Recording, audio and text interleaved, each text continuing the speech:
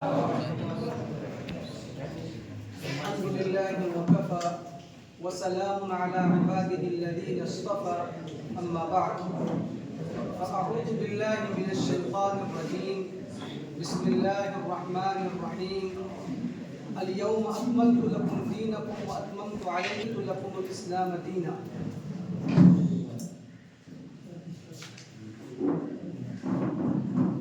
وقال النبي صلى الله عليه وسلم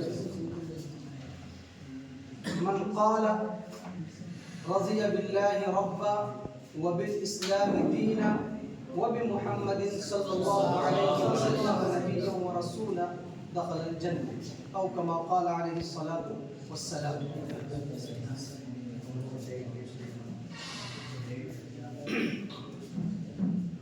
سب سے پہلے تو اللہ تبارک و تعالیٰ کا شکر ادا کرتا ہوں کہ اللہ تبارک و تعالیٰ نے اس سعادت سے نوازا کہ آپ حضرات کا دیدار ہوا. ایک بڑا ادارہ، علمی، ثقافتی، تاریخی لحاظ سے بڑا ادارہ جامعہ دارالہدیٰ دیکھنے کا موقع ملا، کچھ سمجھنے کا موقع ملا. منتظمین کا شکریہ، حضرت شیخ جابر، شیخ امیر حسن صاحب اور دیگر منتظمین اور اساتذہ کا شکریہ. آپ طلباء کا شکریہ کہ آپ نے محبتوں سے نوازا. بہت تاخیر ہو چکی ہے اور بہت لمبا پروگرام ماشاءاللہ چل رہا ہے اور اس میں تقریباً 7 محاضرات تو ہمارے سامنے آئے. ان محاضرات پر تبصرہ تو بڑا لمبا وقت چاہتا ہے، اس لیے ان محاضرات پر تبصرہ الگ الگ محاضرے پر تبصرے کے بجائے چند بنیادی باتیں، اور ہم جہاں سے آئے ہیں، ایک ہمارا جو قافلہ تعلیمی سفر پر نکلا ہوا ہے کیرلا کی علمی، تاریخی اور ثقافتی سرزمین کے لیے، تو اس وہاں کے اداروں کے سلسلے میں مختصر سی بات میں انشاءاللہ آپ حضرات کے سامنے رکھ کر اپنی بات ختم کروں گا. سب سے پہلے تو یہ بات کہ یہاں آ کر جو خوشی ہوئی، اس خوشی کی وجوہات میں، بہت سی وجوہات میں سے 2 بنیادی باتیں چن کر سامنے آئی کہ اس ادارے اور ہم جن اداروں میں ہیں ان اداروں میں 2 بنیادی چیزیں مشترک ہیں. ایک یہ ہے کہ یہاں بھی الحمدللہ عصری اور دینی دونوں علوم کو جمع کیا گیا ہے. ہم جس ادارے سے آئے ہیں وہاں بھی عصری اور دینی دونوں علوم کو جمع کیا گیا ہے. دوسری بات یہ ہے کہ دین کی اور شریعت کی جو تفہیم ہے یا جو اس کی عصری تطبیق ہے، اس کے سلسلے میں اصالت اور رسوخ کو، اس اسلام کی اس اسپرٹ اور حقیقت کو باقی رکھتے ہوئے زمانے کے اعتبار سے جو اس کی تفہیم ہے، اس کی تطبیق ہے، جیسے وہاں اس سلسلے میں انفتاح فکری، ایک فکری ذہن، کھلا ذہن وہاں پایا جاتا ہے، اسی طریقے پر یہاں بھی ہمیں اس سلسلے میں وہ چیز دیکھنے کو ملی. تو یہ 2 بنیادی چیزیں، ایک یہ ہے کہ دونوں چیزوں کو جمع کیا گیا ہے، اور اسی طریقے پر یہاں پر بھی زمانے کی نفسیات اور تقاضوں کے اعتبار سے دین کی تفہیم و تشریح اور اس کی عصری تطبیق پر خاص توجہ دی گئی. ہمارے لیے اصل سمجھنے کی بات یہ ہے کہ یہ کیوں ضروری ہے کہ دونوں علوم جمع کیے جائیں اور اس کی عصری تطبیق ہو. اسلام ایک مکمل دین ہے جو قیامت تک جاری رہے گا، اس کے احکامات قیامت تک جاری رہیں گے. تو اس کے جو حقائق ہیں، اس کی جو بنیادیں ہیں، اس کے جو اصول ہیں، اس میں کبھی کوئی تبدیلی نہیں ہوگی.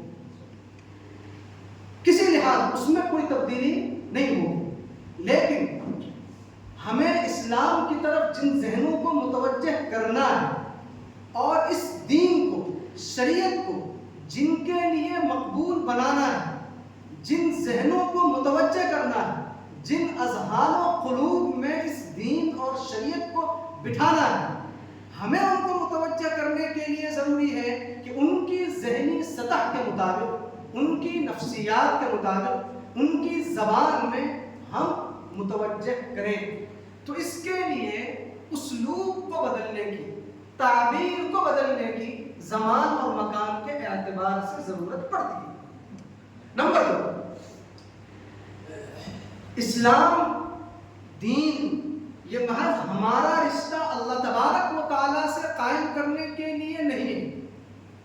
ہمیں یہاں جو ضرورتیں ہیں، ہمارے جو اپنے تقاضے ہیں، ان تقاضوں کو کیسے پورا کیا جائے، ان تقاضوں کو پورا کرنے کے لیے بھی اسلامی شریعت ہے، دین کی رہنمائیاں ہیں۔ اور یہ بھی ایک بدیہی اصول ہے کہ انسانی تمدن میں ترقی ہوتی ہے، انسانی ضروریات کی تکمیل ہر زمانے کے لحاظ سے مختلف معیارات کے اعتبار سے ہوتی ہے۔ یہ تو دیگر مخلوقات ہیں، جانور ہیں جو اپنی ضرورتیں ایک اعتبار سے پورا کرتے ہیں۔ پہلے بھی شیر کچھاڑ میں رہتے تھے، اب بھی کچھاڑ میں، جس طریقے پر رہتے تھے اسی طریقے پر رہتے ہیں۔ ہاں اللہ یہ کہ انسان اس کو اپنے بس میں کر لے تو اس کو رہنے، اس کے اعتبار سے اس کی جو رہائش ہوگی، اس کو جو غذائیں دی جائیں گی، اگرچہ کھائے گا وہی، لیکن اس کے طریقے بدل سکتے ہیں۔ لیکن شیر کو اپنے اعتبار سے رکھا جائے اسی اعتبار سے رہے گا، پرندے اپنے اعتبار سے رہیں گے۔ انسان کا یہ خاصہ ہے کہ وہ اپنی ضرورتوں کو پورا کرنے میں آگے بڑھتا ہے، تمدن ترقی کرتا ہے، تو اس میں جو شریعت کی تطبیق ہوگی، اس میں زمانے کے اعتبار سے تطبیق میں تھوڑا سا فرق ہوگا، بس اسی کو فقہ کہتے ہیں۔ شریعت کی عصری تطبیق کا نام ہی فقہ ہے۔ ہمارے مجتہدین نے، فقہاء نے اپنے اپنی ضرورتوں کے اعتبار سے، اپنے علاقوں کے اعتبار سے یہ اختلافات کی۔ بعض فقہاء کو لگا کہ اس پہلو کو زیادہ ملحوظ رکھنا چاہیے، انہوں نے اس پہلو کو ملحوظ رکھا۔ جن کو لگا کہ انسانی ضرورتوں کے اس پہلو کو ملحوظ رکھنا چاہیے، انہوں نے اس پہلو کو زیادہ ملحوظ رکھ کر اور ان کی نظر میں، ان کے نقطۂ نظر کے مطابق یہ والا پہلو کمزور لگا تو انہوں نے اس کے اعتبار سے قول اپنا لیا۔ آپ سب اصول فقہ اور فقہ کے متخصصین ہیں اور تخصص کر رہے ہیں، تو ان چیزوں کو اور ان کی گہرائیوں کو اور ان اشاروں کو آپ اچھے طریقے سے سمجھ سکتے ہیں۔ تو یہی اصل بنیاد ہے مجتہدین کے، فقہاء کے مختلف اقوال، ایک ہی مجتہد کے مختلف اقوال ہیں، الگ الگ زمانوں کے اعتبار سے، الگ الگ مکانوں کے اعتبار سے اقوال کے مختلف ہونے ہیں۔ لہذا اس سلسلے میں بالکل شدت کہ ہم نے ان کے قول کو لیا ہے تو اسی پر رہیں گے، ایسا نہیں ہے۔ آپ کے تمام محاضرات کا جو خلاصہ ہے وہ اسی طریقے پر، وہ اسی عصری تطبیق کے اعتبار سے مختلف نقطۂ نظر کو دیکھنے، مختلف اقوال کو دیکھنے اور سمجھنے کے اعتبار سے۔ البتہ اس میں بنیادی چیز جو ہے وہ یہ ہے کہ ہم دین اور شریعت کی تطبیق کریں گے، اس میں تحریف نہیں کریں گے۔ اس میں کیا نہیں کریں گے؟ تحریف نہیں کریں گے، چونکہ وہی دین اور وہی شریعت قیامت تک رہی ہے۔ اسی لیے تحریف سے دین کو بچانے کے لیے بہت سے احکامات دیے گئے ہیں، اور تحریف کے اسباب میں سے تہاون، تساہل جو ہے، تو بسا اوقات کبھی کبھی یرید اللہ بکم اليسر ولا یرید بکم العسر، یسروا ولا تعسروا کے پیش نظر، یا زمانے کی جدید ضرورتوں کے اعتبار سے تطبیق کے پیش نظر ایسا ہوتا ہے کہ ایک آدمی اس میں حد سے تجاوز کرتا ہے اور وہ تہاون اور تساہل اختیار کرنے لگتا ہے، تحریف اسی سے آتی۔ تو سب سے پہلا جو تحریف کا سبب ہوتا ہے وہ تہاون ہوتا ہے، تساہل ہوتا ہے۔ اسی لیے ہمارے علماء اور فقہاء نے کسی قول سے، کسی مسلک سے دوسرے نقطۂ نظر کو اختیار کرنے کے لیے جو شرائط رکھی ہے، اس کی تشریح کے لیے، اجتہاد کے لیے جو شرائط رکھی ہیں، اس کے پیچھے یہی ہے تاکہ تحریف نہ ہو جائے۔ اس میں اسی طریقے سے غلو، تعمق، تشدد، تو کبھی کبھی ایسا ہوتا ہے کہ بھئی تہاون اور تساہل نہ ہو، اس کے لیے ایک تسلق کا راستہ اختیار، تو تسلق مطلوب ہے، لیکن تعمق تشدد مطلوب نہیں ہے، بلکہ وہ مضمون ہے اور وہ انسان کو بسا اوقات باغی بنا دیتا ہے کہ بھئی جب اسی پر رہنا ہے ان کو، حالانکہ ہماری ضرورتیں یہ ہیں، تو اگر ہم عمل نہیں کر سکتے ہیں تو نہیں کریں گے، چھوڑو اس کو، تو وہ دین ہی سے پھر باہر نکلنے لگتا ہے۔ آج جو جدید تعلیم یافتہ طبقہ ہے اس کے پیش نظر یہی چیلنجز ہیں کہ بھئی ہم تو اس طریقے پر عمل نہیں کر سکتے، کیوں؟ اس لیے کہ ہم اس طور پر دین کی تعبیر نہیں کر پاتے یا اصلی تطبیق پیش نہیں کر پاتے۔ تو اس لیے یہ بنیادی ضرورت ہے۔ تو فقہ اور اصول فقہ کا بنیادی مقصد یہی ہے کہ ہر زمانے کے اعتبار سے شریعت کی اصلی تطبیق ہو اور اس میں تہاون و تساہل کا پہلو نہ ہو اور اس میں تعمق و تشدد کا پہلو نہ ہو۔ یہ میرے خیال سے تبصرہ تمام محاضرات کے اعتبار سے کافی ہے۔ جہاں تک ادارے کی بات ہے تو ہمارے یہاں 3 ادارے چلتے ہیں، میں آپ کو بتا دوں۔ ایک سب سے پہلا ادارہ قائم ہوا وہاں پر خانقاہ نعمانیہ نیرل، جو ممبئی جہاں سے کلیان سے شروع ہوتا ہے، تو کلیان سے تقریباً 30-35 کلومیٹر کی دوری پر پونے کے راستے میں ماتھیران کی وادی ایک پرفضا مقام ہے، وہیں پر تو سب سے پہلا ادارہ قائم کیا حضرت شیخ سجاد بہمانی صاحب نے علماء کی تربیت کے لیے 2010 میں معہد الامام ولی اللہ الدہلوی للدراسات الاسلامیہ کے نام سے۔ اور اس نام کی وجہ بھی ہے اس لیے کہ حضرت شاہ صاحب نے دونوں کی تطبیق کے اعتبار سے جو معرکۃ الآراء کتاب لکھی ہے حجت اللہ البالغہ، اس میں گویا کہ انسان کی دونوں طرح کی ضرورتوں کو پورا کرنے کا سامان موجود ہے، اور کیسے ہم علوم دینیہ اور علوم عصریہ کو یکجا کر سکتے ہیں۔ اگر اس سے کوئی رہنمائی حاصل کرے تو انسان تہاون و تساہل سے بچ سکتا ہے اور تعمق و تشدد سے بچتے ہوئے درمیان کی راہ نکال سکتا ہے۔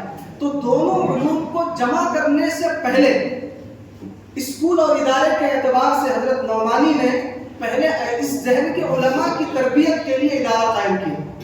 بس مختصر سی بات کروں گا، بات سن لیں، کوئی بیچ میں میرے خیال سے چونکہ محاضرات میں چل رہا تھا، لمبا بیٹھے ہیں آپ، مختصر بس یہ میں اپنی بات ختم کر دوں گا۔